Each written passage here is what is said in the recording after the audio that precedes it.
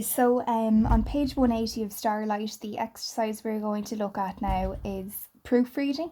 Okay, so it's exercise E, grammar, check your grammar. And the little green box here says, always proofread your writing to check grammar and punctuation.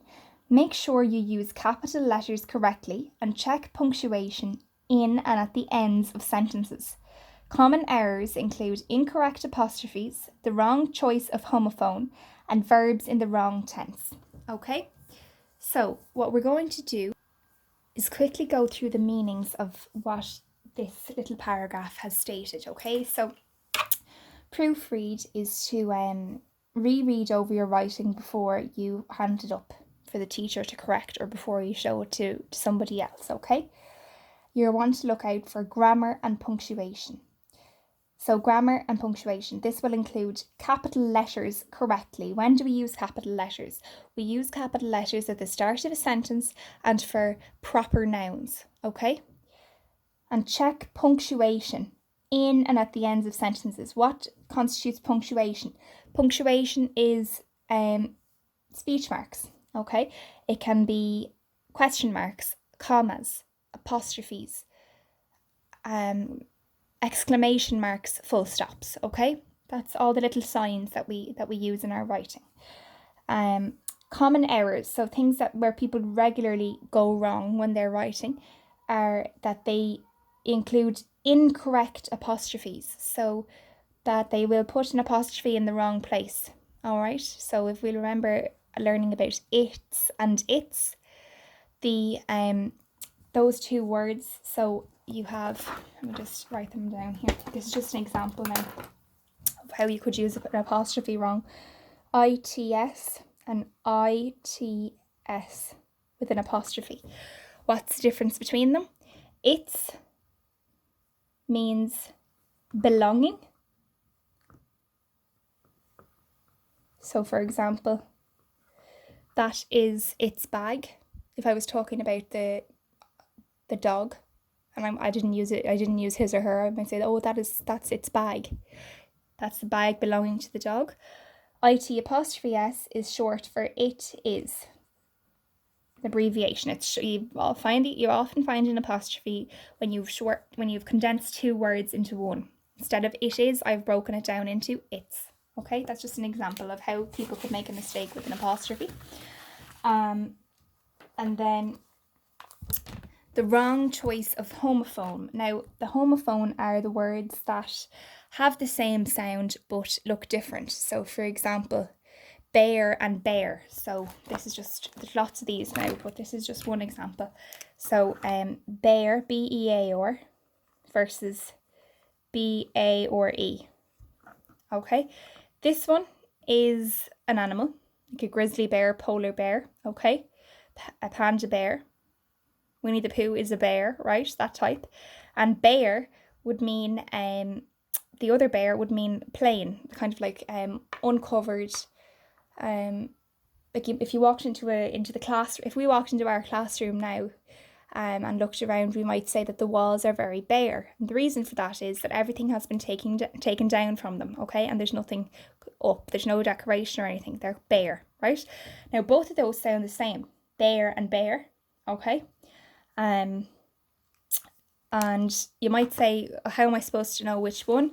Well, quite often we have to learn them off by heart, but if we're not sure, we can always check the dictionary as well, okay? Anyway, we'll go back to this here and see what it says. Proofread the text below and complete the activities. Right, so what you have to do is proofread this text in the yellowy box, okay? Now, in order to do that, you can read through it first, okay? Then you go back up to the questions, and you have to do what each of these questions ask. So the first question says, list 4 incorrectly used homophones together with the correct word. So that's like the example I just gave, bear and bear. Like if I said the grizzly bear was very angry, and if I spelled that as B-A-R-E, that would be wrong. I should have written it as B-E-A-R, okay? And the example they've given us here is census and senses, okay? Which can actually sound teensy bit different, but anyway, census and senses, okay? Census would be like the census of the population, okay? Like a record of it, and senses are like your 5 senses. So sight, sound, touch, taste, and smell, okay? So you'd have to just read the sentences and make sure that the words make sense in the context that they're written in. That's the first thing you do, is make sure that there's none of the wrong spellings down for the words. The second part, make a note of 3 incorrectly used apostrophes. So if there's 3 places where you think the apostrophe is wrong, okay? Now bear in mind, an apostrophe is used to show belonging. So for example, Shauna's bag, I would have an apostrophe. If I had Shauna's going to the shop, that would be an apostrophe S, Shaunna apostrophe S, because I'm shortening it down from Shauna and is, okay? But the word it's that I gave you, it's ITS and IT apostrophe S. ITS shows belonging. There is never an apostrophe in belonging for its. There is for everybody else's name. Like John's dog, Mary's pencil, Shauna's bike, all have an apostrophe, but its doesn't, okay? Number 3, find and write 4 verbs in an incorrect tense and make a note next to them to show the correct form. Now I'll give you an example of that. Mark could hardly breathed. That is, just to go through the first sentence, Mark could hardly breathed is wrong. It should be Mark could hardly breathe, okay? Also, if you look at question 4, can you find 4 more places where the punctuation is incorrect or missing? Mark could hardly breathed. Why is there a question mark there? That is not a question. So that punctuation is incorrect. More suitable form of punctuation might be a full stop or an exclamation mark.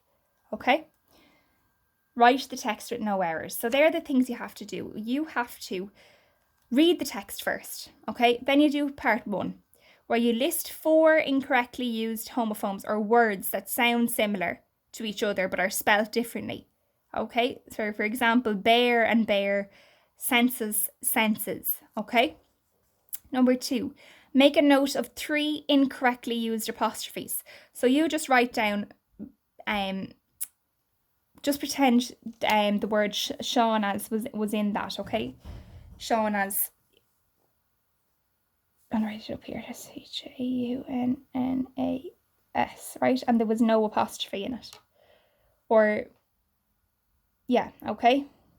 You just write it like that. You write it as you've seen it in the book where you think it's wrong. You don't have to correct it. You just write down the wrong ones, okay? Find and write 4 verbs in an incorrect tense. So for example, breathed, and make a note of them next to show, make a note next to them to show the correct form. So I would change breathed to breathe, okay? Can you find 4 more places where the punctuation is incorrect or missing? You're going to list out the places where the punctuation is wrong, and to do that you'll have to write a couple of words. You can't just write down a full stop or a question mark, because then we won't know which one you're talking about. Write the text with no errors is the last thing. Once you've done those 4, you rewrite this out without any mistakes. Okay?